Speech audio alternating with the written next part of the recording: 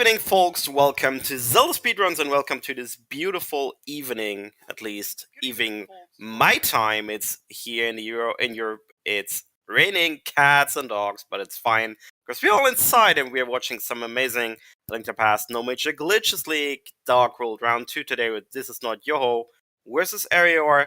That's a good matchup, accompanied by two great commentators. And those two are Mac Monkey and Rob J. Beasley. Take it away, it's all you. Well, that was a very kind intro. Thank you for that. Good afternoon, evening, wherever you are. I hope you're buckled in. This is going to be a good one. Certainly should be. We're in the 1-0 bracket of the Dark World here, which is the higher tier of the NMG League. So two very strong competitors here. Yeah, and for anybody in chat who doesn't know, Eriror is the current world record holder in this category with a time of 123 flat, and Yoho's PB is a 124.53. So almost, but not quite 2 minutes behind. Yoho got his PB quite about a year ago, a little over a year ago now, July of last year, and Eri got the world record about 4 months ago. And we're off to the most exciting segment of the game. Tension abounds in Escape. Yeah, we're not expecting very much difference between the two runners in Escape. No more than a handful of seconds should be splitting them if it all goes according to plan. But so quite a technical split. Lots of our basic movement tech gets shown off. Yeah, and not a lot of opportunity for major disasters here. Like you said, a few seconds is what you would expect at the end of this segment.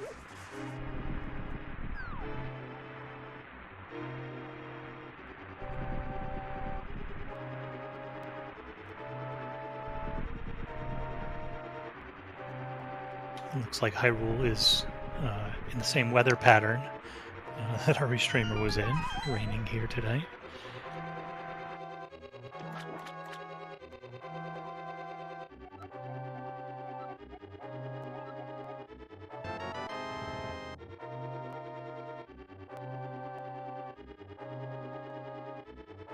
So I had a brief chat with Eri pre-race, just to get an idea of, if he's going to do anything different for race than he has been doing.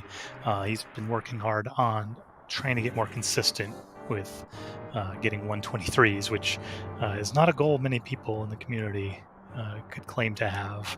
And it doesn't sound like he's going to do much different than he would normally do aside from getting Sankart.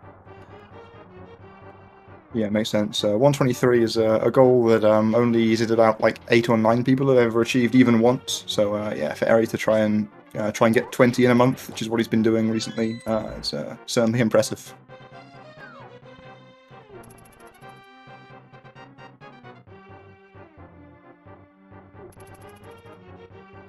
I also asked Eri if we were going to invent a new drinking game based on his play tonight. What should the chat drink every time he does? And he suggested Miss Menu. So if you've got your adult beverages, get them ready in case we have any. Although I don't imagine we're going to see very many opportunities.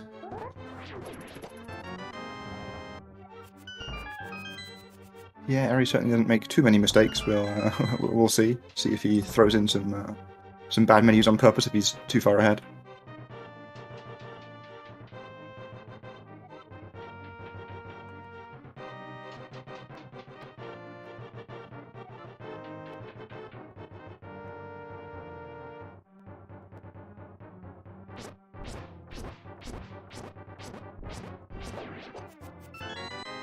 Yeah, as you'd expect for both of these runners going for the 8/ kill of the ball and chain guard, you can do a 1 pot and 4 slashes, and it's a bit more consistent for runners a couple minutes slower, but you sort of limiting your ceiling. So the 8/ is the optimally fast way of killing ball and chain. Not surprised to see them both go for it. Yeah, but the 1 pot is a solid alternative. It doesn't actually lose as much time as you would think. Yeah, it's on the order of a dozen frames or so, maybe a little bit more for for these guys, but you know, for a slightly lower tier runner, it's not losing enough to be worried about.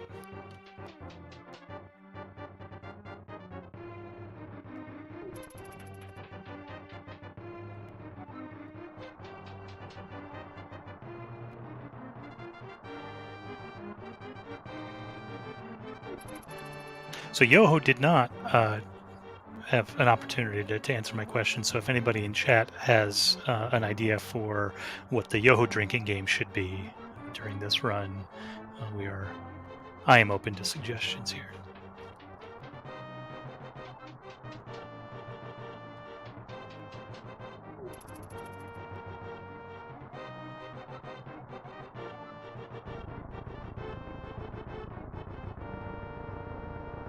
Yeah, it's really incredible to see the consistency of movement of Eri. You know, there's not a lot that you can lose time on in Escape, other than, you know, nudging corners and doors, and, you know, I guess ball and chain can lose you a bit of time. But, you know, Harry's got a, you know, not a huge lead at the moment, but, you know, a noticeable gap already.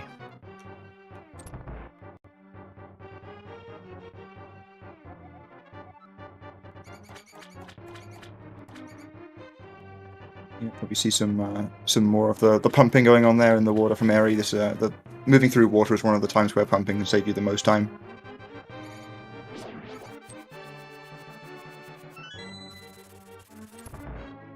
Looks like Yoko got a fast key right there to catch up a little bit. Yeah, that was a bit scary with that second rat hanging out behind. There's an opportunity for the boomerang to hit the rat and miss the key, but got it without any issues.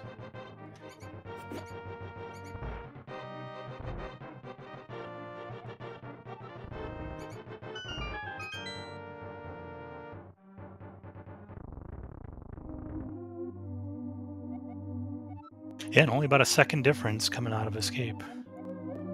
A lot of that came down to ball and chain and the key rat creating a gap and then closing it back up again. RNG is the great equalizer. Yep, Eri accidentally consulting his map also played a slight part in that. And do we count that as a miss menu? It's pretty close, right? I'm inclined to count it.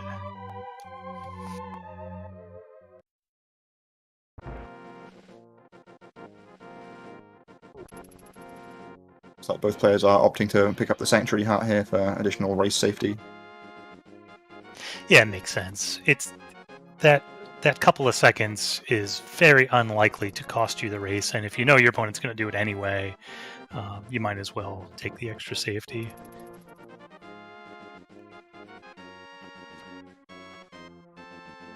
We have seen races in this league so far that would have died to a lack of Sanctuary Heart, so definitely a wise investment. Yeah, for sure. It happens more often than you'd think. There's lots of scary situations in the game. We've seen people die in plenty of races anyway, and yeah, one extra heart can often make the difference.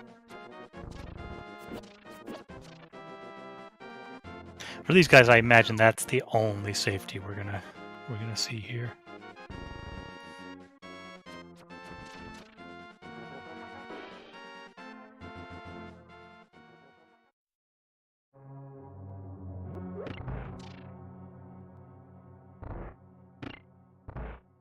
Now we're on to my least favorite split in the game, which is Eastern Palace. There's nothing in particular. It's just I just find it to be the anticipation of getting the boots somehow just makes this feel like a drag a lot of the time. This is the last stretch that we'll be mostly walking.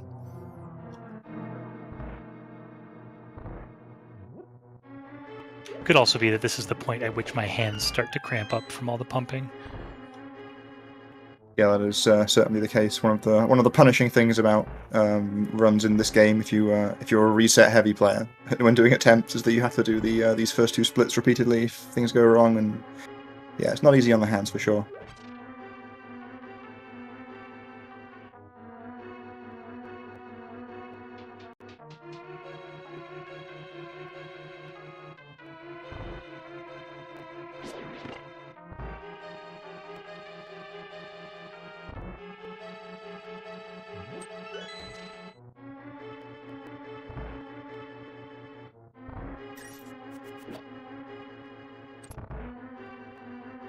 Guys here coming up on this little trick called the big key damage boost here. We're going to get deliberately damaged by some enemies and abuse the iframes to pick up a pot that's surrounded by these anti-fairies without having to actually make the move. And both players get it nice and cleanly.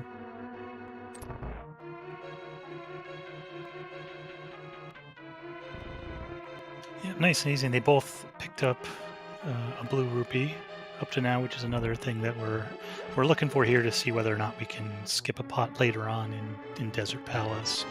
You need at least the 5 rupees prior to getting to the tree poles in order to have enough to get into Palace of Darkness later.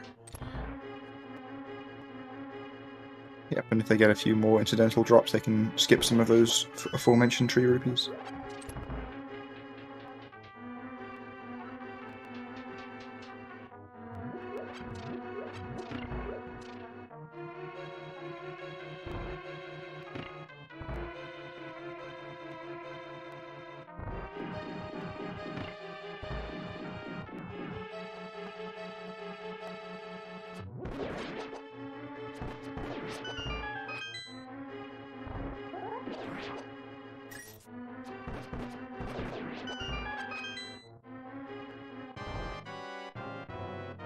Speaking of which, Yoho getting an extra 25 there. Yeah, that's an opportunity to save a little bit of time, and they both had the same luck with arrows as well, so they should be doing fine on arrows coming out of Desert Palace. Well, coming out of Eastern Palace, let's say. Landmo is a potential arrow sink. Yeah, you never know exactly how many you're going to need. In theory, you can just, shoot them all 4 times and use 12, but a fight doesn't usually go that way.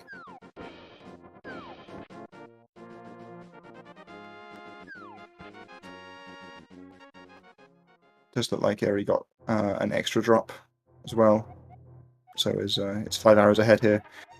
Could choose to skip one of the pots in Desert Palace. There's one of the pots that we can pick up in there is slightly slower than the rest, and at the moment it would only be worth 3 arrows to Eri rather than 5, so it might be worth not going for.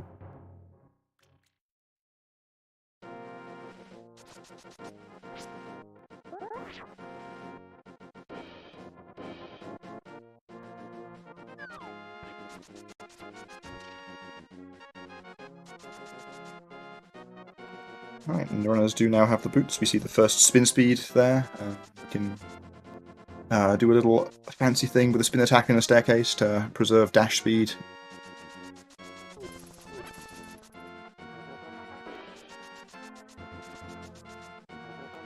Yeah, it's one of those tricks that is very simple, and yet you can just go through periods where, for some reason, it's not as consistent as it used to be. And we can see that Eri doing the extra spin speed here, the unholy spin speed as it's called in the practice hack, and Yoho opting to dash across that screen. It doesn't. That's one case where the super speed doesn't save you a whole lot overdoing dashes, and if you fail it, then you're losing time overdoing dashes. So a lot of runners will skip that one in particular. Yeah, we see Yoho missing the spin speed on the way out of the library there as well, so might be part of the reason for opting to skip the other one there if he's a bit less consistent with it recently.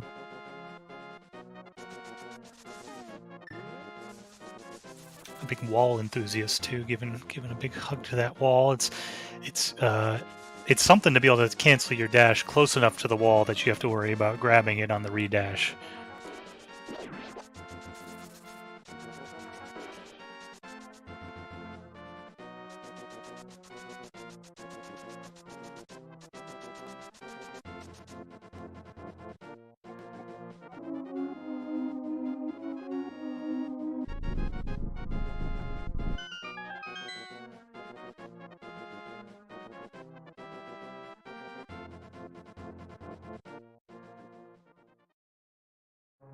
Right, Eri's the first into Desert Palace here, our next dungeon up. Yeah, and probably the simplest dungeon up to the boss, at least. Just a lot of dashing around, sort of doing some errands around some nice long dash lines. So there's not a whole lot that you need to concentrate on going through Desert Palace. I think I'd consider it probably the easiest of the dungeons outside of the boss. Yeah, I think that's fair. Like, obviously, once you have the boots, the movement becomes a bit easier. You're just, dashing in a straight line so much of the time there's no opportunity to make any mistakes.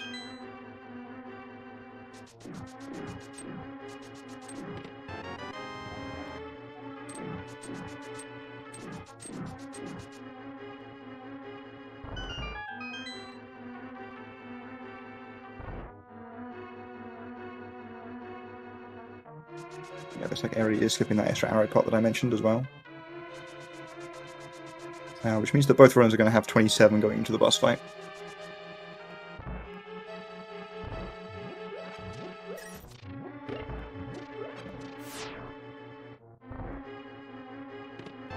Yeah, Eri electing to grab that blue rupee pot there as well, which will allow him to skip one blue rupee during the tree rupee section, which is... that blue would be slightly slower than the pot there.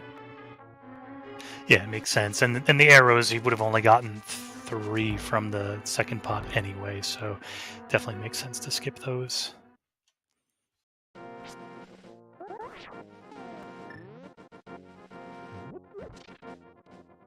See another spin speed from Eri there. That one also doesn't save a ton of time, but yeah, everything's worth it. You just want to make sure you don't accidentally throw yourself off the edge and have to redo the front of desert. Yeah, that's a scary one until you practice it enough. I haven't seen a ton of runs lost to hopping off the ledge. It seems like by the time people integrate that into their runs, they feel confident enough in it that you sort of have a feel for. If you don't get the spin speed, you just bail on it, right? If you don't get the super speed right away coming off the stairs. Yeah. The only times I've seen people get in trouble on that one is if they don't get the super speed and they get a little greedy trying to go back and arm it on the stairs and not using the menu buffer for that. Yeah, I think I've only fallen off the edge once. I always get terrified watching Eddie do it, because he doesn't use the menu buffer. So it always looks a lot more dangerous. Yeah, I actually practice it a lot without the menu buffer, even though I always use the menu buffer in a race, just so that I can... I don't know, I feel like sometimes it's like training with ankle weights, right? Yeah, it gives you a better feel for it. Right, beautiful Lambo fight there from Eri. Gets the 2-cycle. Looks like a pretty good start on Yoho side as well. Might be able to match it. No, got some bad hops on cycle 2, unfortunately. Yeah, I'm not sure that was possible for 2-cycle for Yoho. And yeah, Eri's 2-cycle, that was a pretty thing to watch. 2-cycle Landmo and then failed on Sandman. That's the way it goes sometimes.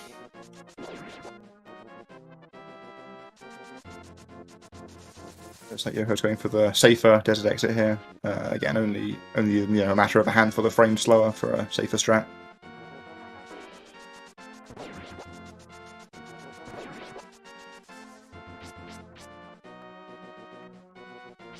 Eri getting himself positioned poorly here, but gets a reasonably quick back up there to get the fake flippers. Yeah, it looked like he dashed just a little too far and took out the bush, which is what we used to set up the quicker fake flipper that Yoho just did.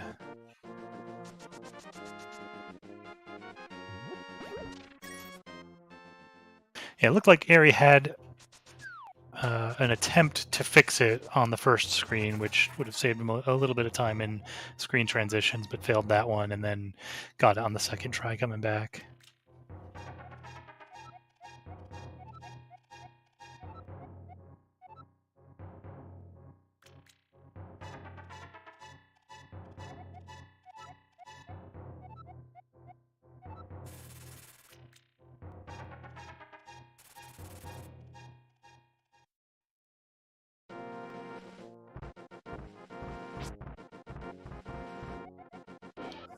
Speaking of scary parts of the game, this climb up Death Mountain is always a little nerve-wracking as there's opportunities. Oh, and Eri almost demonstrated it perfectly. There are times as you're coming out of the the little cutscene with the old man, you can get hit by those rocks falling down the mountain and not be able to dodge them. You've got dead rocks that can get in your way.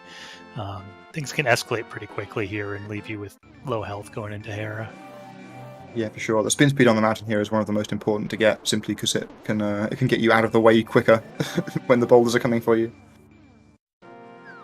Yeah, they both got through it pretty well. Yoho got a little unlucky that the last boulder nailed him on his way up the long ladder.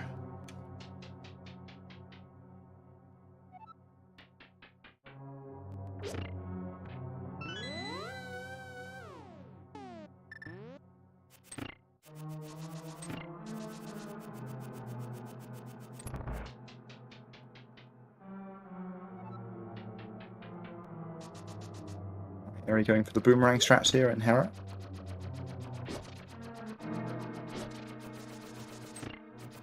Gets the boomerang dash and the invisibility frames. Yeah, it makes it look very easy. That's a 3 inputs that have to be done on the same frame in order to get that boom dash. It is not at all easy. Looks like Yoho's gonna show us one of his patented strats, the pot spin speed here. Yeah, this is one that I don't actually know how that works, but it sure is fun to watch. Yeah, you just aim to arm spin speed, pick up the pot, and then walk to the stairs. But it's you also need to learn the movement to then avoid the tiles afterwards. Don't want to get backed into a corner by one of them and get hit for no reason.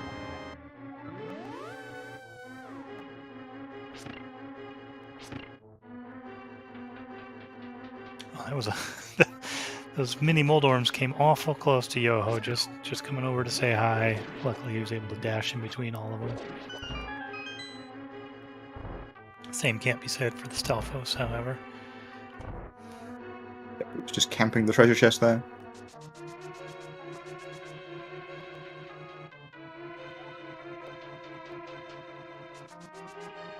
I think both of these guys are probably going to do early bomb jump. It seems like, I'm not sure on Yoho. Obviously, Eri is currently doing it. It'll save you about 2 seconds, so it's a strategy that I think most runners are motivated to learn. But it's scary in a race situation because if you fail, you're losing about 30 seconds. My sources are telling me that Yoho hates early bomb jump, so it makes sense that we're seeing him do the traditional one here. Yep, the spin setup's pretty reliable, pretty consistent. Yeah, if there's any doubts in your mind about early bomb jump, then in a race situation, it makes sense to do the safer one and just eat the 2 seconds. I mean, Eri handles Moldorm pretty well there.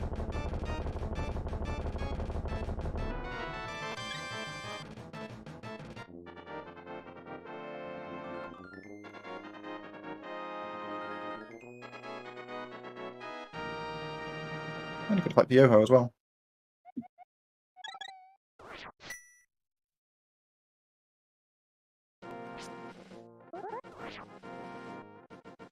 Yep, nicely done. I'm sure Yoho appreciates not getting frame ruled there to extend the fight. Worked out well for both of them.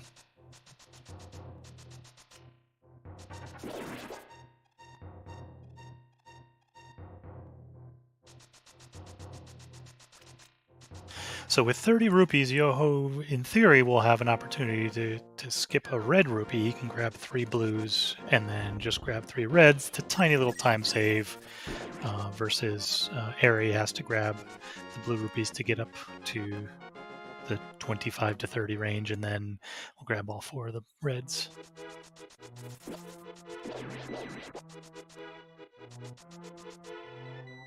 Yep, and the way 3 rupees work here, basically if you kill 4 or more enemies and then pull one of those trees, you'll get some blue rupees. If you do it without taking any damage, you get some reds. So yeah, between the first and second tree pull, it's pretty important that our runners don't take any damage here, but they should both know the movement through the Lost Woods well enough to avoid that. Yeah, the one scary thing is if you get an unexpected bush guard on one of these dashes, you've got to react pretty quickly to knock him back in a couple instances, but it doesn't look like that's the case so far, so that's good.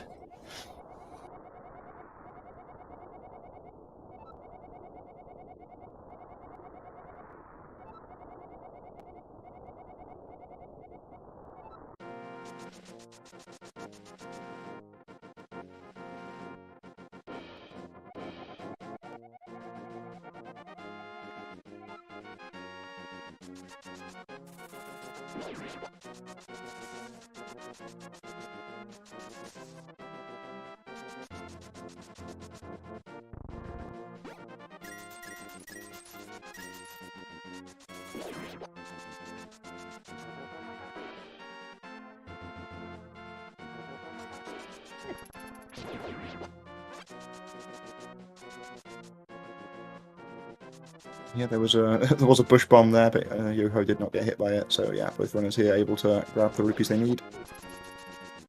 And Yoho pulling off the difficult strat of remembering to skip one of the red rupees.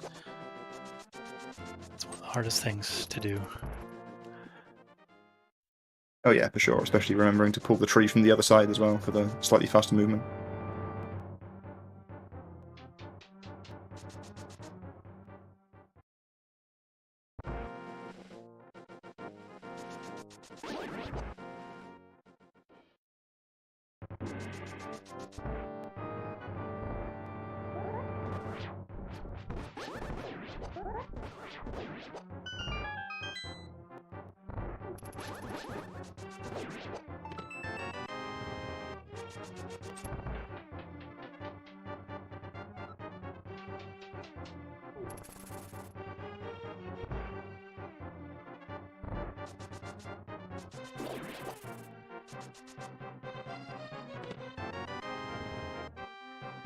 Both runners getting the strats right for the first couple of rooms of the tower here. There's some kind of nice quick ways to kill the enemies there. Dashing through the ones in the second room to make sure we can not get drops from them to preserve a prize pack for later. That bonk from Yoho could be trouble. Yeah, this is a tough room to avoid aggroing all the guards, and you lose quite a bit of time when you do, because you've then got to fight your way through all these guards instead of just sneaking through. And losing beams is going to cost more time higher up in the tower as well.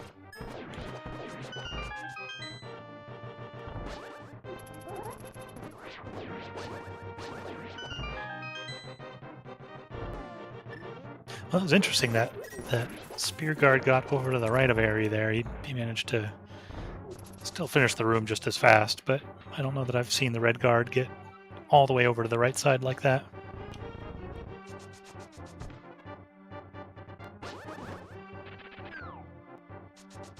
And poor Yoho just missing blocking that spear, and the door won't open until all the sprites are gone, including the spear that the guard throws, so he had to wait it out for it to hit the wall.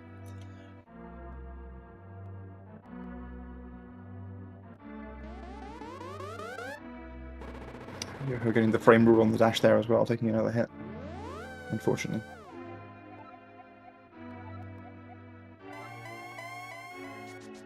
Alright, and Eri is about to enter everybody's favourite part of the game.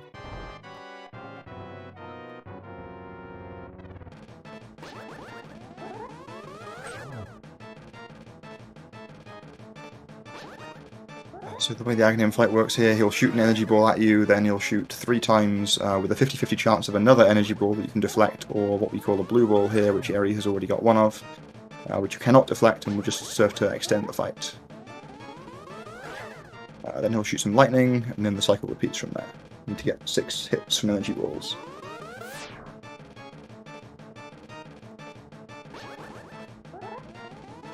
Yeah, and we always hope in a race situation that it's at least somewhat balanced between the two. Although in this case, for purposes of handicapping, I wouldn't mind seeing a couple extra for Eri.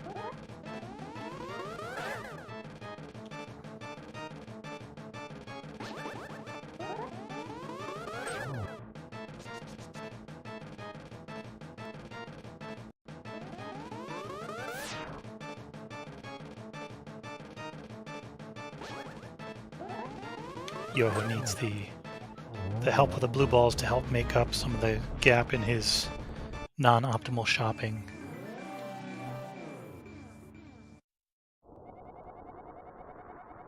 Yeah, Yoho's running against Eri's splits that we can see here. So I think he's actually going to match Eri's shopping in this run.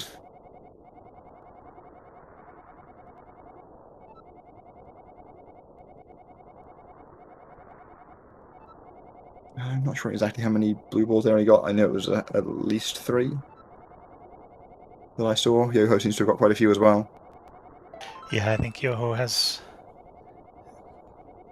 gotten, I think, maybe just one more than Eri there. They might have just both had 3. Counting is really hard. Yeah, I think Yoho had more. Trying to work out from the split times here what the hell's going on.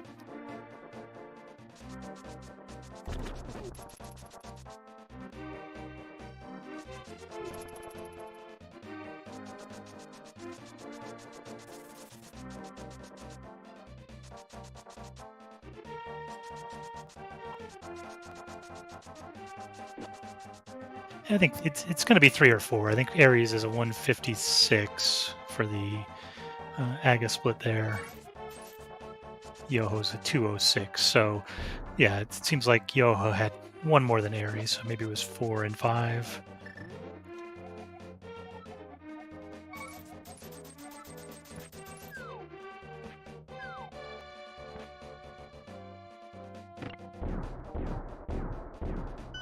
And now we get to play the game, Into the Dark World.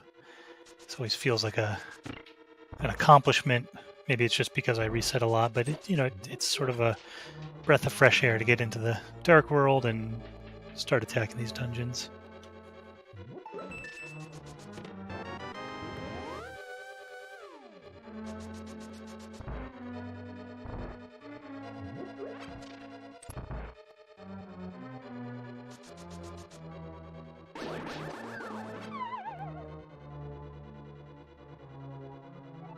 Pod's another one of those dungeons. We're doing a lot of errands, running around, collecting keys, and then all to approach the important trick of the hammer jump, which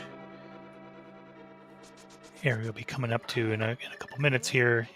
Have to get onto a specific pixel, plant a bomb, and then move to another specific pixel in order to get blasted across a gap and skip about 30 seconds of time going around and through a door and through a dark maze. So certainly one of the very first things new runners to this game will want to learn. It saves a lot of time and is not all that difficult to pull off with menu buffers. Although at this level, these guys are going to be gauging their hammer jump by the fewest number of menu buffers possible, which would be 2 would be the minimum.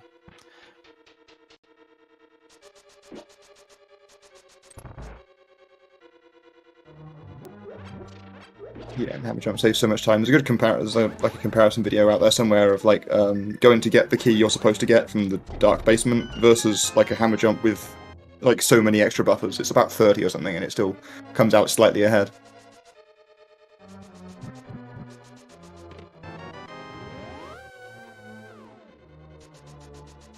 Yeah, and Eri's showing it off with the minimum number of menu buffers. He used a couple sword buffers to get onto the right pixel there. So, Link's movement is such that if you can move for exactly 1 frame up, you'll move 2 pixels. And if you move for exactly 1 frame down, you move 1.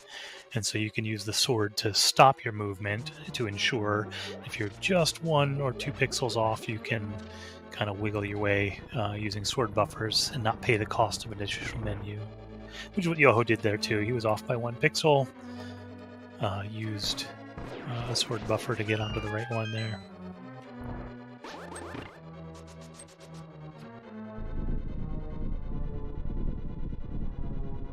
It's possible that he was off by 1. I thought, yeah, so he was off by 1. So yeah, so diagonal movement will also just move you 1 pixel. So if you're low by just 1 pixel, you can't sword buffer up, or you'd move 2. And so in that case, using a diagonal the way Eri did, get to your 1 pixel of movement.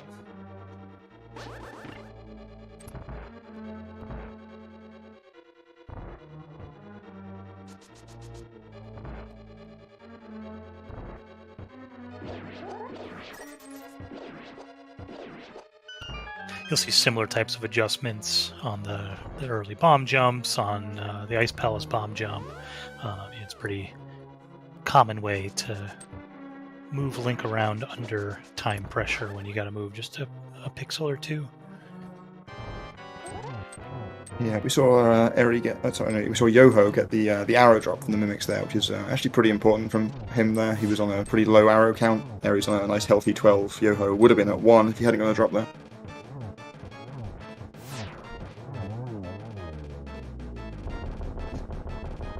Wow, and a blazing fast helmet fight there from Eri, executing the spin speed and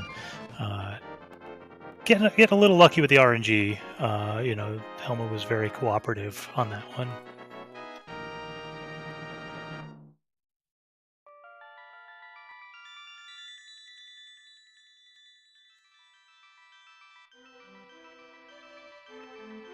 Yeah, Sean in chat, realizing what I think a lot of us speedrunners had the revelation at some point. I think there's a lot of people who played this game as a kid and used bombs to break the mask off of Helmasaur and were shocked to find out that the hammer did the trick. Yeah, I've heard that from a surprisingly large number of people, actually.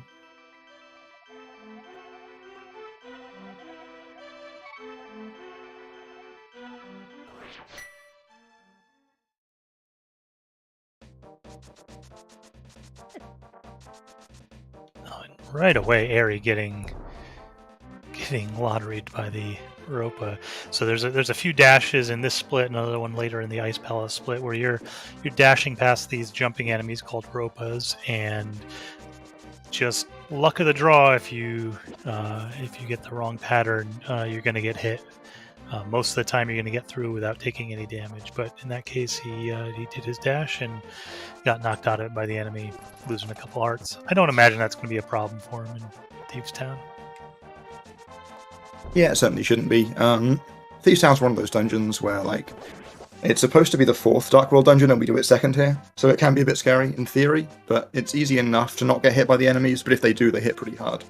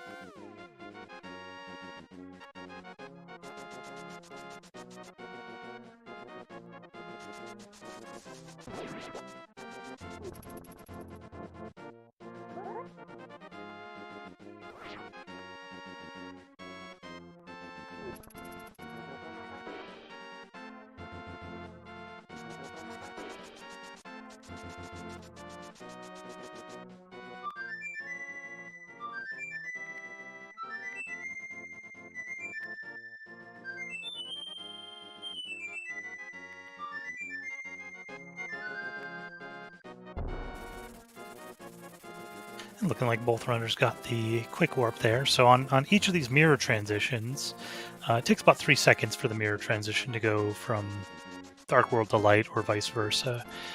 And for some reason in the game, there is 2 out of every 8 pixels, I believe it is. The transition just cuts off about a half a second earlier. And so there are some of these quick warps that we can get onto very consistently by aligning with something, and there are others where you just have to kind of get the skill of getting yourself onto the correct pixel in order to get the quick warp. The Grove, getting the flute there is one of the quick warps that you just kind of have to hit the right pixel. You can use a menu buffer to the mirror to see if you're on the right one and do a slight adjustment, but it's not a 100% guaranteed thing there, so nice to see them both getting it. Yeah, and then we saw an example of one of the other kinds of quick warps that are relatively easy to align for from Eri coming back into the Dark World here. Yoho's about to go to it now as well. If you just enter the warp coming up from the left-hand side, you get the quick warp every time.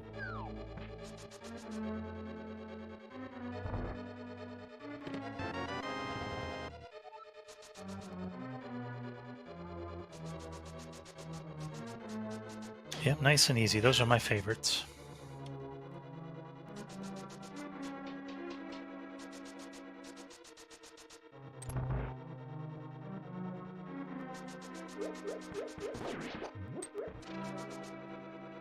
Yeah, Eri nearly leaving the key behind there.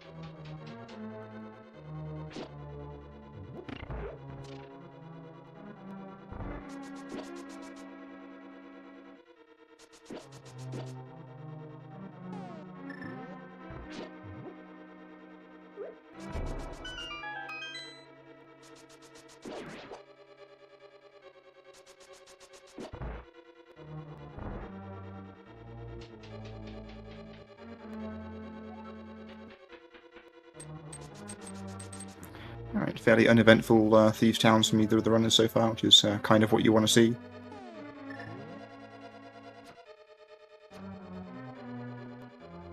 Yeah, and a very nice dash through the hellway from Yoho, which is part a pixel perfect trick of stopping on the right pixel to dash up and not get hit by the spikes, and part just luck of the draw that the enemies don't end up in your way as you're dashing through. Yeah, it feels so bad to hit the right pixel and then be bothered by the enemies. You feel like you deserve it once you once you've done the hard part yourself. Yeah, absolutely.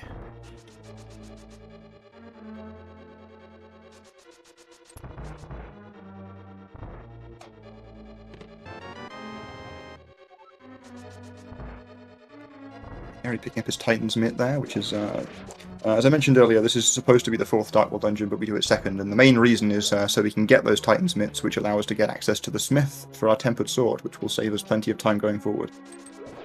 Yeah, and in particular, save plenty of time on the intended second dungeon of the Dark World. The boss of Swamp Palace is quite a bit faster with the Tempered Sword, especially the way we're going to see these guys do it.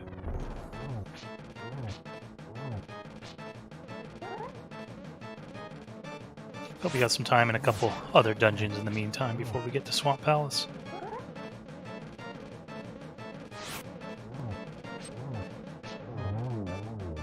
Eri executes his blind script there nicely.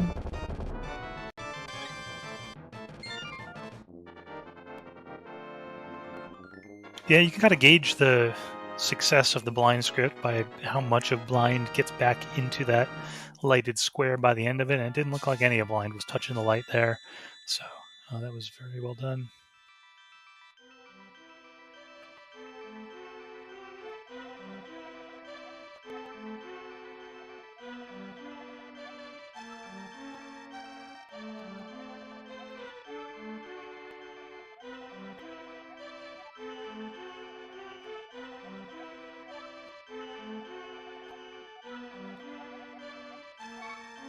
But Yoho has gone off script a little bit here. Should be able to clean this up still.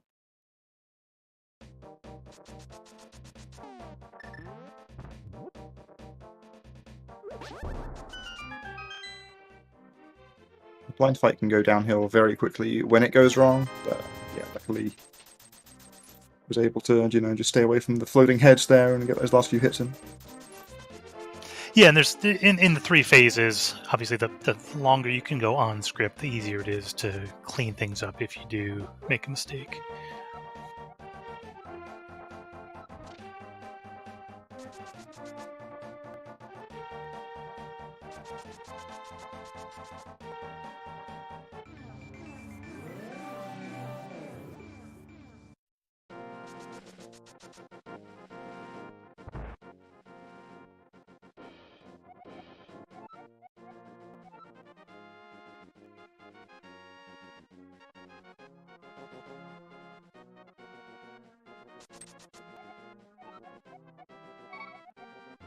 So we see here Eri paying his 10 rupees to drop off his Master Sword and get it tempered.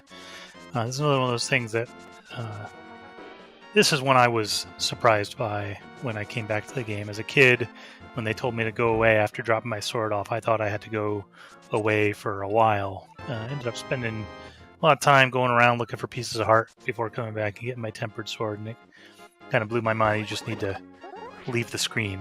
You can come back and pick up your good sword. Never thought to check that quickly.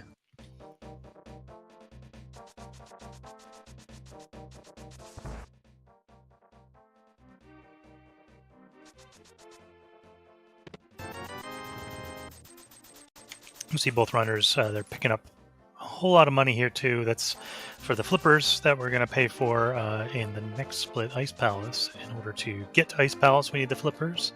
Technically, we could fake flipper to get to Ice Palace, but then we would definitely need them for Swamp Palace. There's no opportunity to skip the flippers with the current known tech in this category, at least.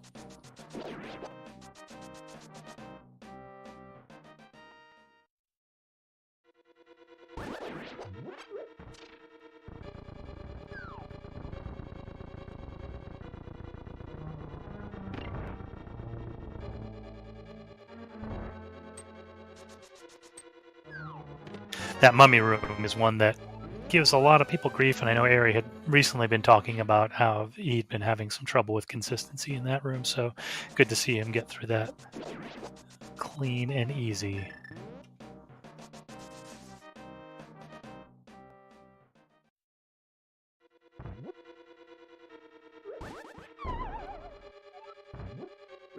Taking a dip into the pit there, going for the early bomb jump again, but gets across second try.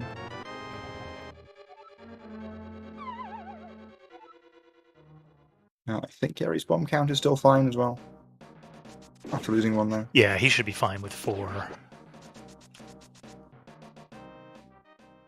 Yoho's got a ton of bombs. He's going to be very well set for bombs the rest of the run if nothing goes wrong. Yeah, I never actually know how many bombs I'm supposed to have at any given point. I just know which ones I grab and that's enough. And if I get an extra drop, then I know that I have one extra and that sort of thing. I just, I work it out relative rather than absolute, so I never know exactly what the number is supposed to be. Yeah, and there's plenty of opportunities to pick up an extra one if you need it during the run. Oh, unfortunate hit taken by Yoho there. He's going to have to be somewhat careful the rest of this split. We'll see if he decides to bonk back over the pit. It loses a little bit of time, but you save a heart. It looks like it's almost required at this point. No, he's gonna do some one heart gaming. Unlucky. He could have gotten a fairy on that dash, but did not win the lottery that time. Alright, here comes Eri into the Mothula fight. Looks like, yeah, okay, got the early double. I think one of his hits didn't count there, but cleaned it up well. Yeah, 15 seconds is the sort of moth time that I think you don't feel terrible about, but you also don't feel great about. A really good moth fight's going to be in the 10-11 second range, so it's right in the middle. Not bad enough to be mad about it, not good enough to be happy about it.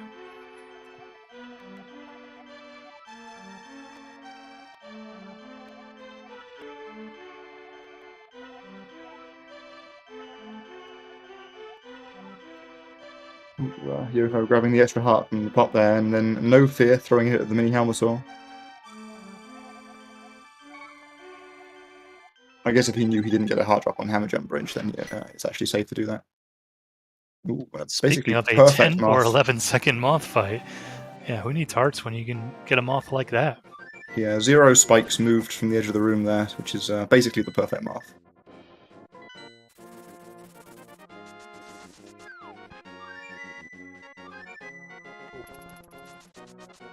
So I think that confirms that Yoho's better than Eri at moth today.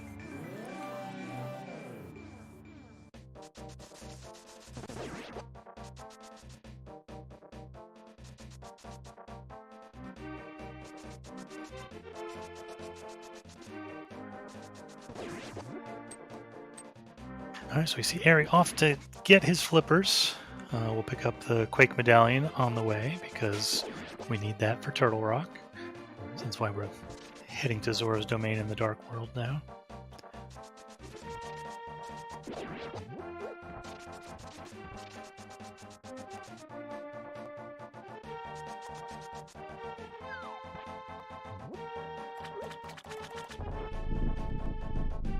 Eri hits quick fish there. You can cheat the hitbox for that circle of rocks there and throw it in a kind of funny place and still get the quick medallion.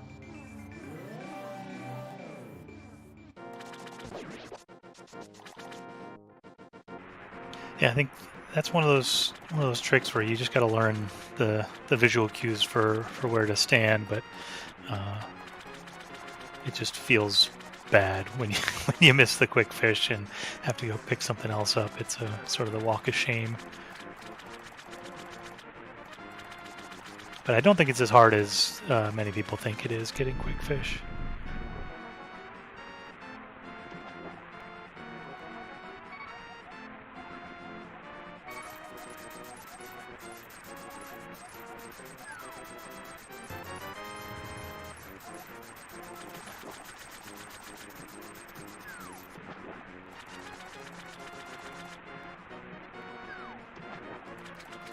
Yeah, and that bonk that we just saw Yoho do, that's another one of those setups for a quick warp. By bonking, it puts you at exactly the right pixel to execute a quick warp, and as long as you only move up or down, then you'll stay on the quick warp pixel even through picking up the quick medallion.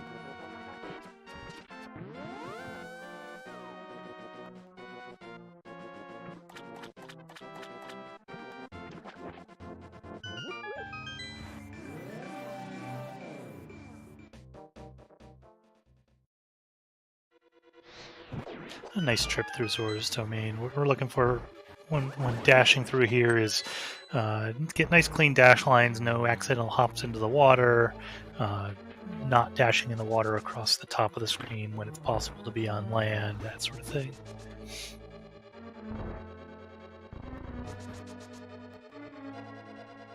You can lose a surprising amount of time by accidentally jumping in the water before you get the deep water before you get your flippers. Particularly since it like sneezes, they tend to come in bursts of multiple. You'll accidentally jump in the water and do it 2 or 3 more times before you finally go around.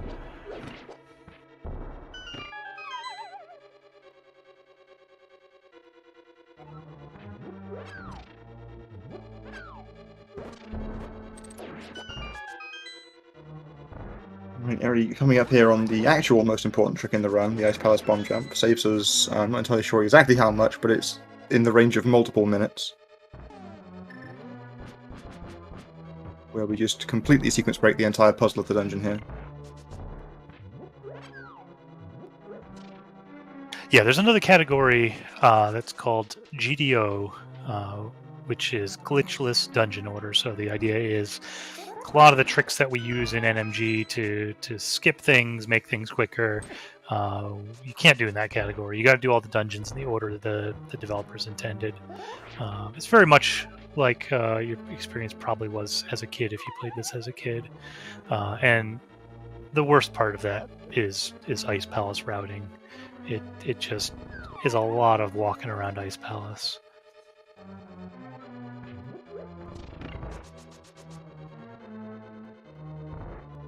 It's a fun category, though. It's a nice change of pace. You just have to sort of get over the fact that Ice Palace is going to be unpleasant. Yeah, I But would if you're- definitely need to look up the route for Ice Palace without the bomb jump. Yeah. Yeah, and it's nice as a, if you're sort of new intermediate runner, it takes out all of the glitches that might be a little bit inconsistent, a little hard to learn, and you're just going to kind of focus on raw movement. So I think it's a great one for people to try periodically, just to hone their movement skills and not have the pressure of the Ice Palace bomb jump or hammer jump or spin speed sort of souring their evaluation of their run.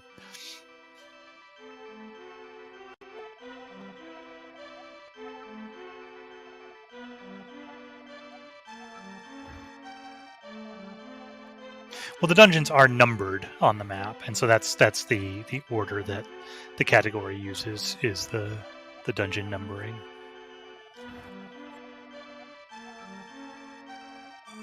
There are certainly a lot of different orders you could do them in, but in terms for the category rules, they go assuming that the numbering was the intended order.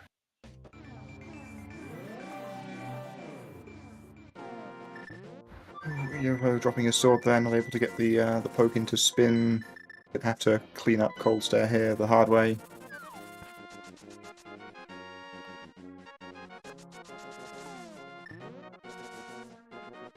He had enough health; it was never all that scary. Just slow, unfortunately.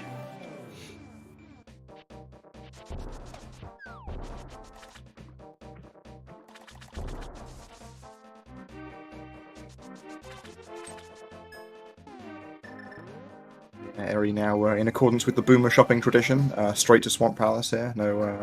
No gathering of items yet. Yeah, so a lot of runners will go up and get the Ether Medallion here during this split, so that if they take damage, they do it during this split, so they can have sword beams for going into Misery Mire. The trade-off is, if you wait until the Misery Mire split, you'll have the hook shot, which allows you to climb Death Mountain a little faster. You can use a trick that pressing the dash button and the hook shot on the same frame, instead of having to wait for a spin to be armed.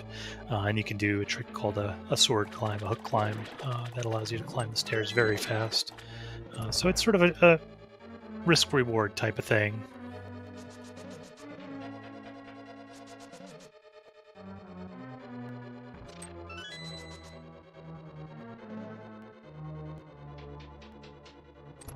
Yeah, and here we go. Yoho is going to match up Eri's route here and save his Ether Medallion for later too.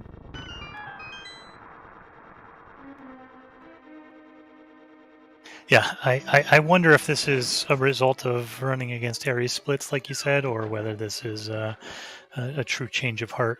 Because that was one of the things that Eri had to say pre-race, that he thinks Yoho would easily get into the top 10 if he would just change his bad shopping. I think it was definitely tongue-in-cheek on that one. I'll leave it up to the listener to decide which part was tongue-in-cheek.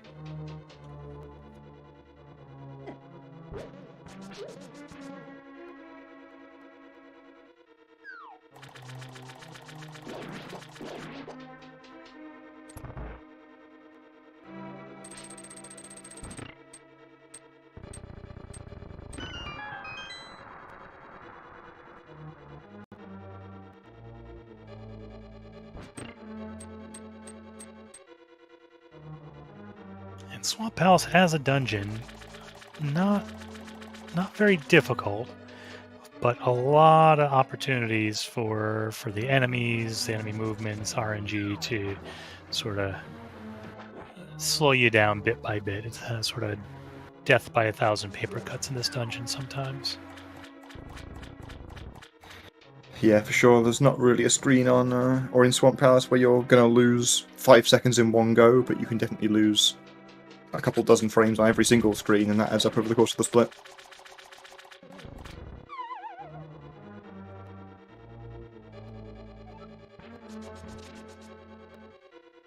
Yeah, that water bug showing it off on Yoho's side of the screen there. Just, unfortunate. He was in just the right position to knock Link out of his dash and not be killed by the sword. And, then you get sort of the recoil and lose a bit of time there. And then Eri running into the spike on his way out of the room. It's tough to line that dash up. So those are the sort of things that, that'll bleed you time bit by bit in Swamp Palace. And I think one of the reasons why so many players who run this category just dislike Swamp Palace, even though there's no game-ending, run-ending mistakes you're going to make here, but you just kind of feel like you always should have done it a little faster than you did. Yeah, Eri confirming in chat, it sucks. Sure it does.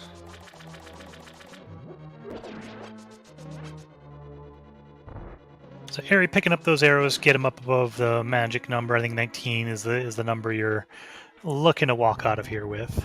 So he's now up to 22. Yoho, we'll probably see him grab the same one. If you're short bombs and arrows, there's a spot in a couple of screens here where you can grab both fairly quickly.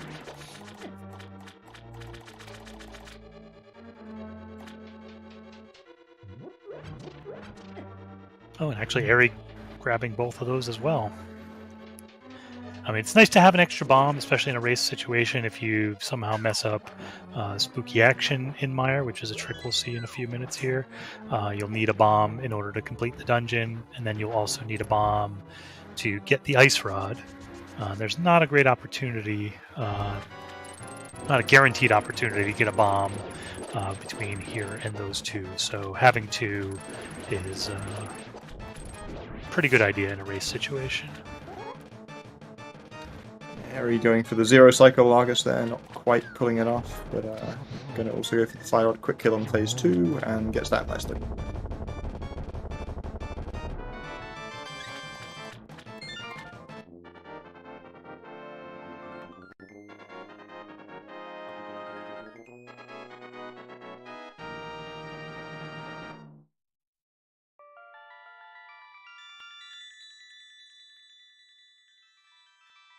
And yeah, so the target arrow count after Swamp is basically enough that you still have 13 left after Vitreous. So like at least 21, but if you want to use a shot or two to clean up some extra eyeballs, then a couple more arrows can be helpful.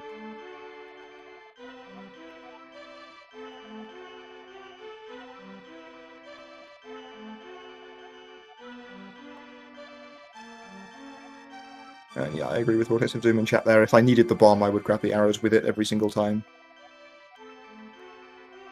Yeah, it's not going to hurt to grab the arrows because you'll use them in GT. There's a pot you can skip in TR if you have enough arrows.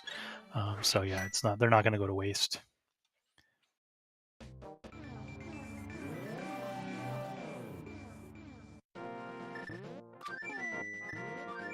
Yeah, you're having a bit of a time getting the quick kill of Argus set up there. You've got to have your sword out and then press the hook shot and the dash button on the same frame with the sword still out for the first puff, and then you have a 4-frame window for each additional puff to use the hook shot in order to keep killing the puffs over and over. So once you get out of rhythm, or if you miss the first hook shot, the hook dash, then you're just out of luck, and you can try to start it up again, but a lot of times it just turns into a mess.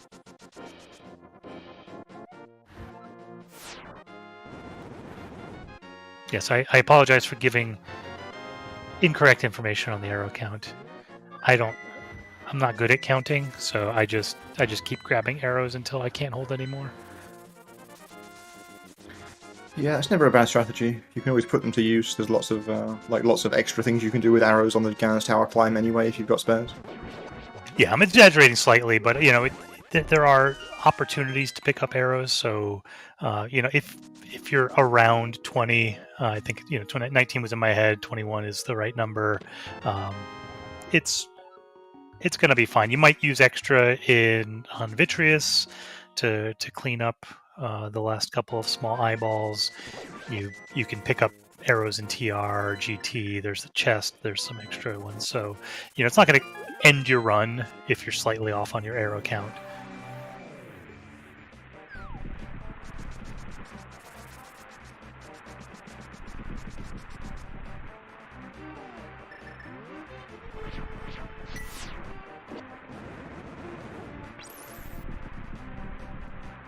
Ooh, Eri saying get drinks in chat. I didn't notice it, but I assumed there was a missed menu there. There was indeed.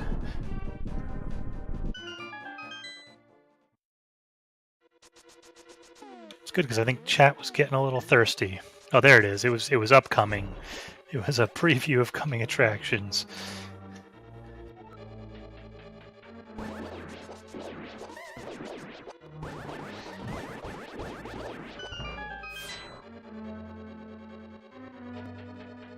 I mean, the speed at which these guys are doing things, particularly the menus, they get so optimized, and you're just off by a couple milliseconds on pressing the D-pad before you press the start button again to close the menu. It's very easy to miss menu, and it's, honestly impressive that it doesn't happen more often than it does.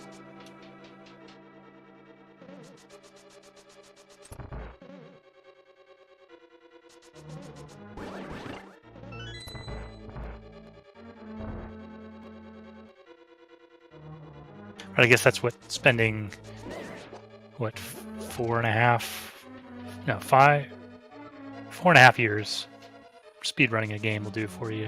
I imagine that gives you some consistency. Looking at the, at least on speedruns.com, Ari's first submission was back in December of 2017. So come a long way since then. Yeah, the evidence would certainly suggest that spending that long builds a consistency. If you look at the people towards the top of the leaderboard, they've been playing this game a very long time.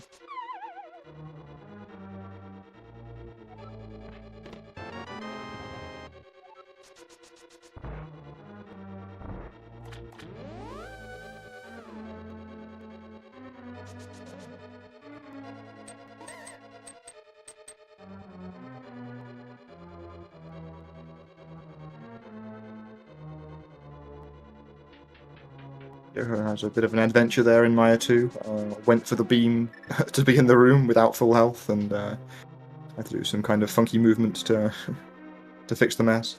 Yeah, I think Yoho's doing a good job demonstrating why he hates the shopping that he decided to do for this race. He came in down a heart, which caused him problems on the menu, as Vortex pointed out. He ended up having to double menu because his muscle memory is sort of geared towards a different item layout. And it cost him in Mire 2, as you said, without the sword beam. So definitely going to be grumbling about that one a little later. But to be fair, it should have cost him less if he'd at least realised that he didn't have beams.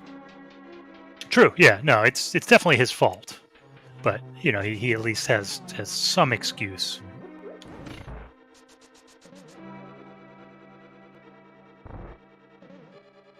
Yoho just squeezing past before that wizard fully spawned. It's pretty scary there. Those things hit very hard, and you don't want to take very much damage in Maya. Yeah, absolutely. After already coming in down a heart and then getting unlucky with the fire snake being in the way, it's costing him another one. Meanwhile, on Eri's side, we're seeing spooky action here executed very nicely. Shooting the fire rod in seemingly random positions and hitting switches off screen to have a nice fast Maya basement.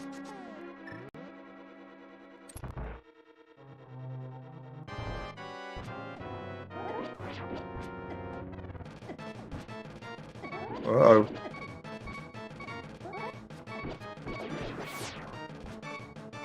Okay. Oh, Eri. That's unfortunate. There is a pixel position where you can stand safely on the right side. It looks like he just got off by a little bit there and stepped into the acid and took the last heart of damage. Yeah, that's certainly a thing. Vitreous has been taking no prisoners. It was a theme of the NMG tournament we had last year, and it seems to have been true in League as well now that we've started. It's one of the tough bosses in a race, apparently. Yeah, absolutely. I fell victim to Vidi in the previous tournament, and nearly fell victim to him in my most recent race. You'd think that Cold Stare would be the big run killer during races, but based on recent experience, it definitely seems like Vidi is taking more names.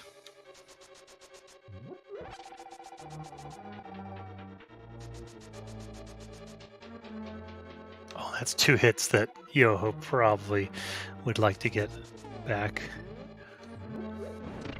It's still possible to do Vidi on this health, but he would be a whole lot more comfortable with 2 additional hearts. Yeah, and you mentioned earlier that Sank Heart, the only safety these rounds are picking up. This is definitely one of the dungeons where it's really nice to have powder, or at least the mushroom to do fake powder before Vitreous. Get yourself up to full health and make the strat a lot easier to execute.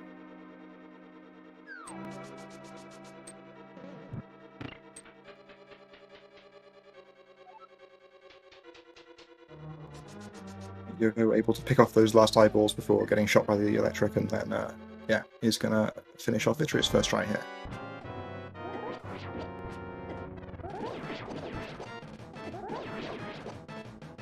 Aries refight goes a lot better as well. Yeah, the refight is always free, is what they say. Yeah, and we've got a very close race now. Yeah, it's an unfortunate death. Looking at Aries' splits, it looks like that was a gold sub-split for the dungeon portion of Misery Mire. So he flew through the dungeon and then unfortunately got into trouble on the boss.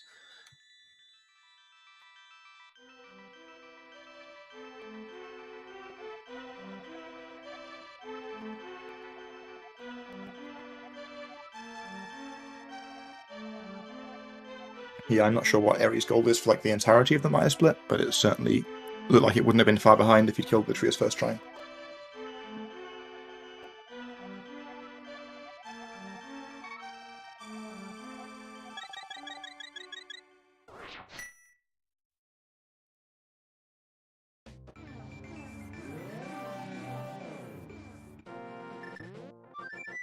Yeah, good point from chat there. Yoho successfully not muscle memorying his way to the Ice Rod Cave right now, which is when he would normally do it.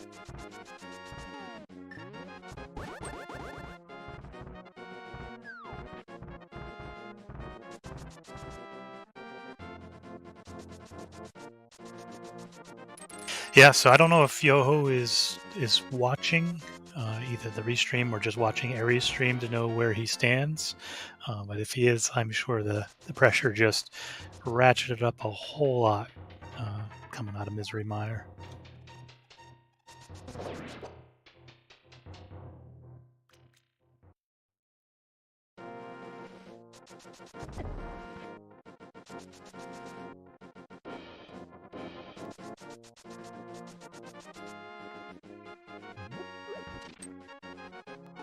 Right, don't think Yoho hit the Turtle Rock Quick Walk there. Eri likes to joke that it's free.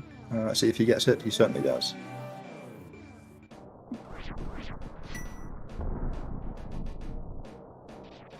Yeah, and a fun little thing, Yoho appears to have done a medallion dash there. So if you hit the dash button on the same frame that you use the medallion, you sort of arm a spin speed and allows you to hop off of the ledge. You can do a quick hop and hop off the ledge, but if you medallion dash, then you are in a super speed state and can hop off, get the quick hop for free. Saves next to nothing, but is fun to do. So looked like Yoho either got a perfect quick hop or had done the medallion dash. Impossible to tell. Yeah, I think most people go for the medallion dash most of the time. The only time you ever really notice it is when you accidentally get the super speed state coming off those stairs and are very confused when you're moving fast. Yeah, and that's usually more of an indication that you moved too far down on the platform when you got your medallion dash.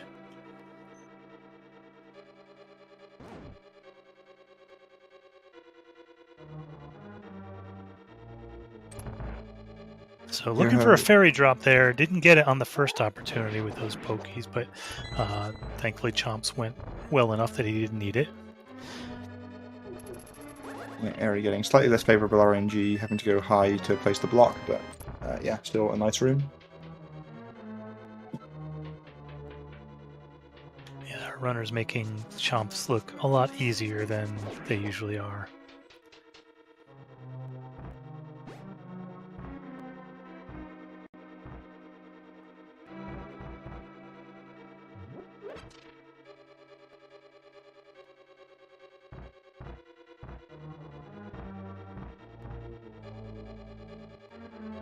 Yoho's fairy looked like it might have been escaping into the wall there, but it came back down. Yeah, a little surprised to see him wait for it with how little health he had missing at that point. Doesn't seem like it would have been totally worth it, but you know, it's a pressure race, so take all the safety you can get, I guess. Yeah, absolutely. I mean, having beams for Crystal Roller also is a thing.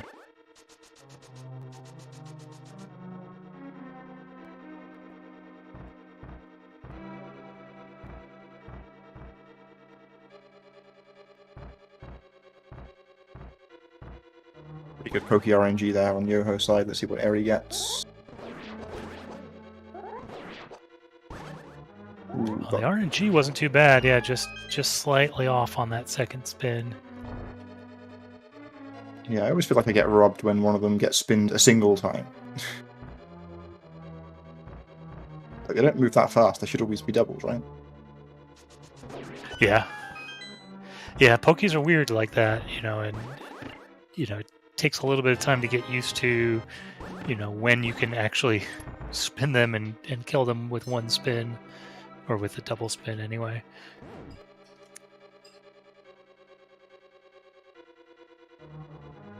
And they're another one of those enemies that hit like a truck.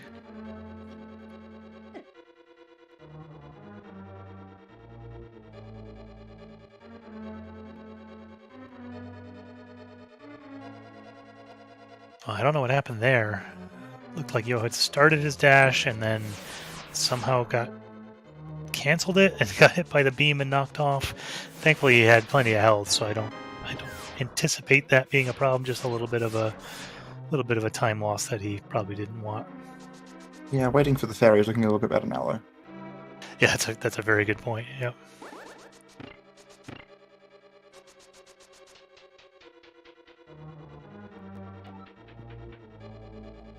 Eri got the Samaria dash as well. He's going to be pretty close behind here, coming into Triumph's rune.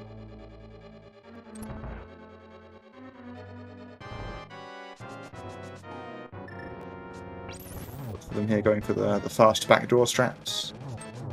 Eri going for the poke dash and gets it nicely.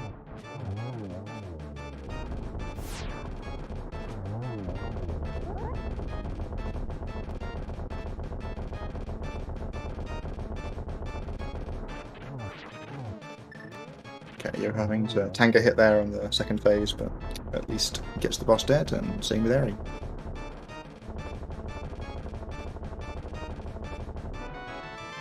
Yeah, we'll lose a small amount of time on the refill there, but that fairy turned out to be a wise investment.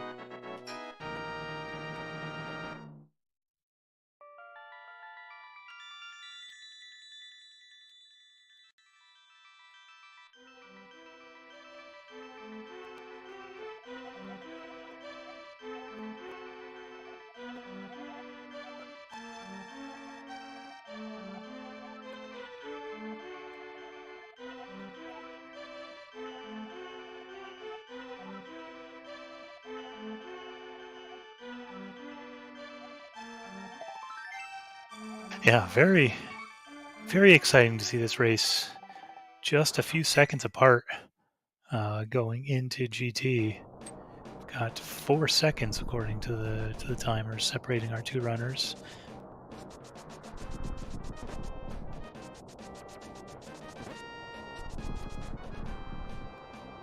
There are a lot of things in GT that can make up or extend a 4-second lead. Yeah, I mean, Yoho failing to cancel that dash in time and having his sword held out during this cutscene is actually taking a pretty substantial chunk out of his lead here.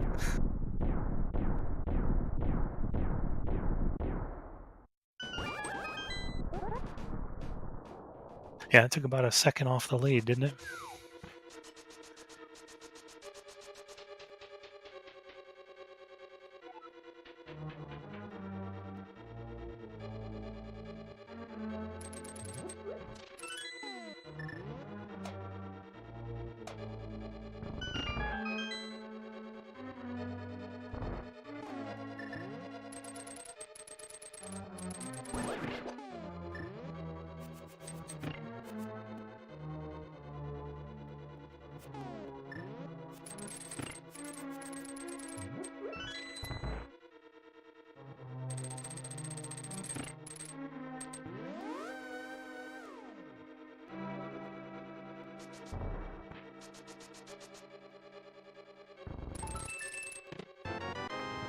Yoho's getting clipped by a fire snake there. Still able to go over to the chest easily enough. Yeah, taking a hard damage on GT basement doesn't make a whole lot of difference, going into the climb with full health versus down heart. Aside from the time loss that Okay. that taking the harder damage causes. Yoho grabbing that wall, something fierce. We are more or less neck and neck here.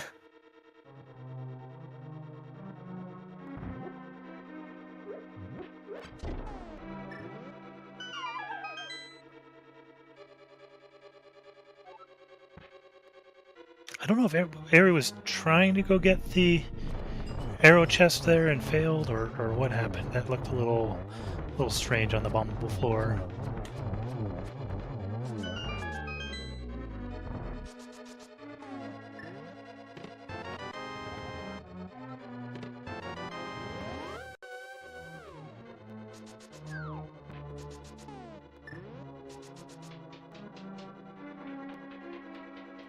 So there's a very, I mean, the whole game is execution heavy, but this GT climb going through the gauntlet, very execution heavy with a lot of variance in how the rooms can go here. So Harry was able to make up that 4 seconds. We'll see if that consistency shows itself here and have him extend the lead, or whether Yoho has an opportunity to catch up.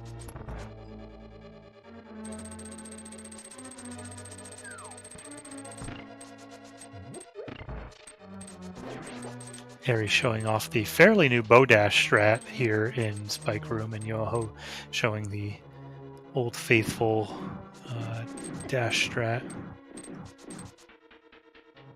Okay, both of them getting hit going for Cannonball Z there, but at least neither of them fell into the pit.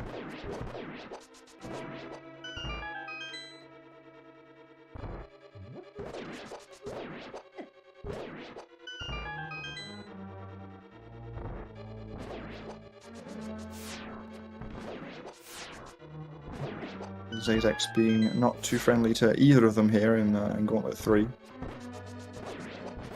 Have to kind of chase them to the top of the room.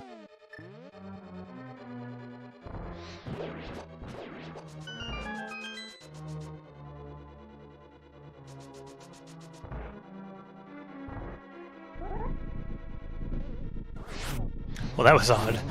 Yoho somehow managed to get a dash poke there on the Zizak. It looked like he was using dashes to try to change directions quickly on the ice and hit the Zizak with his sword, but didn't kill it. When I think the only way you can do that is if you were doing a dash poke.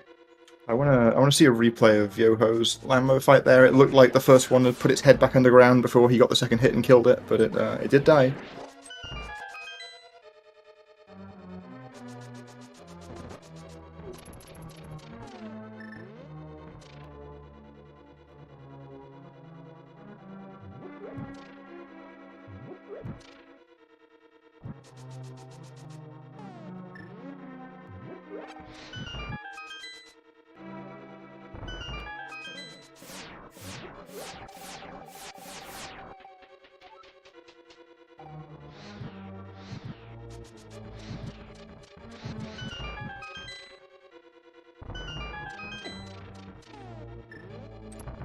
Yeah, being able to show some slow-mo replays during the race would be some pretty amazing tech. And this is the type of race where you'd want it, because this is still close. Still can be just decided by Ganon warps. I mean, there's definitely some RNG left that could decide this race. Eri not going for the hover today. Wants to just make sure of not having a big time loss on the screen. Makes a lot of sense. Looks like Yoho is going to go for it, and yeah, okay. Nice try. Yeah, he probably felt like he had to there. I don't know if he's watching or not, but if he's watching, he might have felt like he needed that available time save.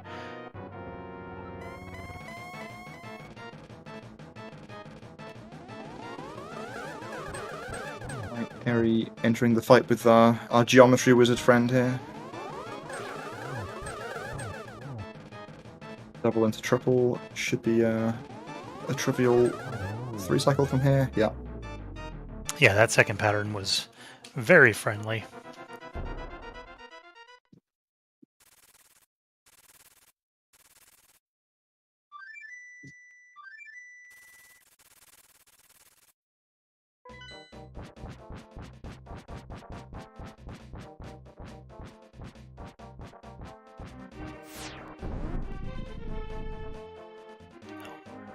More difficult patterns for Yoho, for sure. Yeah, just needs 2 hits here to get the 4 cycle though. Yeah, okay. Yeah, I think he could have gotten that in 3 cycles. It would have been difficult. I don't think it was possible to get a 2 cycle. Well, no, he couldn't get a 2 cycles. One of those was blue ball.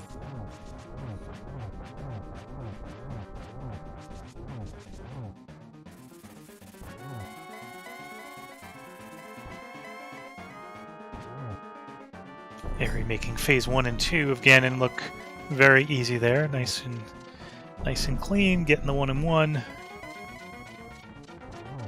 Yeah, looks like Ganon Warps are not coming to Yoho's rescue either. I think it's still 0 so far.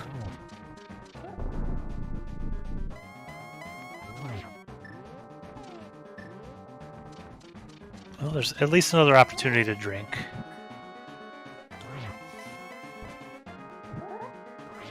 A nice cape spin there from Eri.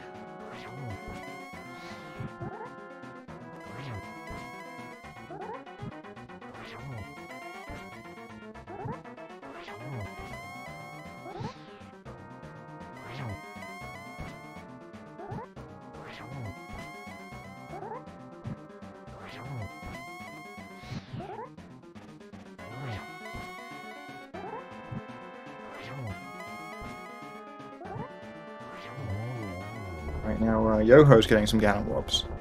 Okay, calm down, Ganon. Eri has Ganon dead. Just needs to make it across this bridge safe and sound.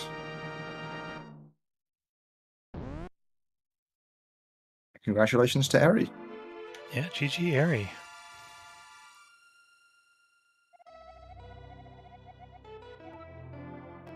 A 125.52 with a Vitreous Death, no big deal.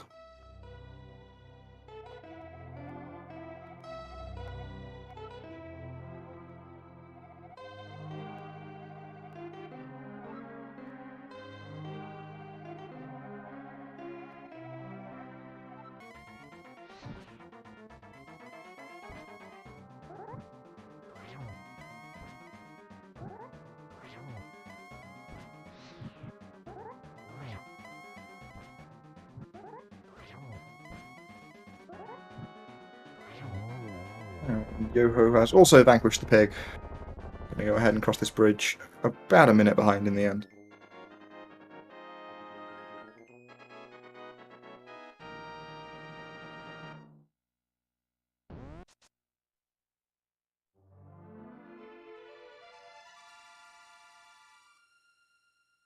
Yeah, GG to both runners. Ended up being a close race at the end.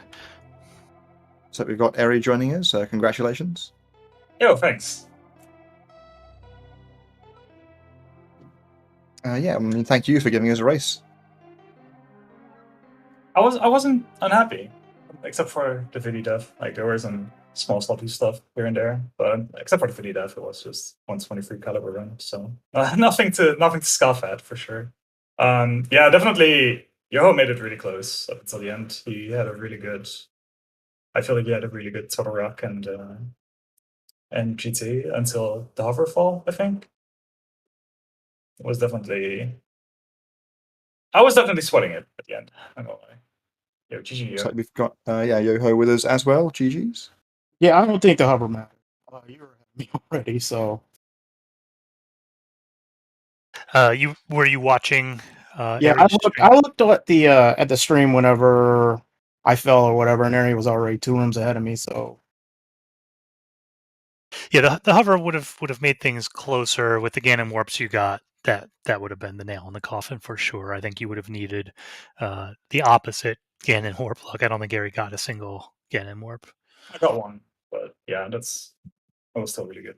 I got like 40, something like that. I lost count and fell asleep for a little bit. Yeah, I took a small nap, then got back and was still warping. It's like, okay, well, whatever. Go back to sleep. Yeah. Yeah, how did you feel about the run overall, though, Yoho, going into GT? Everything started going bad at Ice. We mean other than Aga, Aga, I can't get a break from that dude. Like he just wants me to just just give up. But yeah, ice was real bad, and then swamp was real bad, and then shopping. This boomer shopping is ruining my life. I got into Mire 2 and slashed right, and I was like, nothing came out. Oh no. So I didn't force you to do this. Like, I promise. no, it's true. I said I'd do it. I'm not doing it again though. I've learned my It lesson. seems like it cost you twice in Mire, once on the menu in the first room, and then on the Mire 2 as well. Yeah. Oh yeah, the menu. Yeah, I should know better than the menu because in the practice hack you have the ice rod, but whatever. I even told you before we scheduled. I mean, Remember, left. I was doing boomer shopping for the past like 4 or 5 runs or so, and I did the menu correctly. It's just in the middle of a race, you know. Yeah, no, for sure. I mean, sometimes in the middle of a race, you just don't completely charge your spin at video. Yeah. I don't know. Something went wrong with my video, and I have no idea because there were like 4 eyeballs still alive, and I was like, "That's not right. Hold on." Yeah, Vidi certainly seems to be the great killer for recent NMG tournaments. This might be the first race in the past couple NMG tournaments where the winner died to Vidi and still managed to come out ahead. That is something. I mean, it was either going to be like Helma, Vidi, or in Eastern. So I guess I just picked the last option this time, the latest one. Yeah, dying to ball and chain wouldn't give enough of a buffer. No, I would have to like die to ball and chain and then reset. That's something that Apathy Duck did in the All Dungeons tournament once. So that's definitely an alternative. It's not something that I would probably do then. But yeah, I'm glad that yeah, most of it was more than serviceable. I'm glad that like at least it was close for a couple of splits at the end. Like I guess it was pretty exciting to watch. I was listening along and it was a lot of fun. Thank you so much for the commentary as well. Yeah, thanks for the comms, guys. Yeah, absolutely. It was a lot of fun to watch. Certainly was. Is there anything else you guys want to tell your adoring fans before we wrap things up? Thanks so much for the ratio. Like it's always a lot of fun. Yeah, always. And to all the fans, see you next week, I guess. I'm streaming at Area PS like almost every day. Currently binging with a challenge, yada yada. No, I mean, no kidding. Again, just thanks so much for the restream, for the comms. No tracking in here, but you know, still appreciate everything. Yeah, thanks, guys. Let me add my GGs as well. Very close race all the way through. Very entertaining to watch. If for some reason you aren't following either runner, please go fix that right now. Yoho and Eri, as well as our commentators today, Rob and McMonkey. Thank you all. It's not the end of NMG today. Coming up in about 3.5 hours, 10 o'clock Eastern, we have a 4-way race. Fox versus Chex and Blaine versus Lanks all at the same time. So we will hopefully see most of you back here later tonight. Again, that's 10 o'clock Eastern. Also, keep an eye on the ZSR schedule. I'm sure there's plenty more you'll find of interest. Had someone redeem had someone redeem earlier a request for a raid target, so we're going to go raid that person. It seemed to be an interesting character, so we'll just head over there. I guess until next time, till tonight, thank you very much, everybody. Till next time, everyone stay safe. We will see you back here, and have a good night.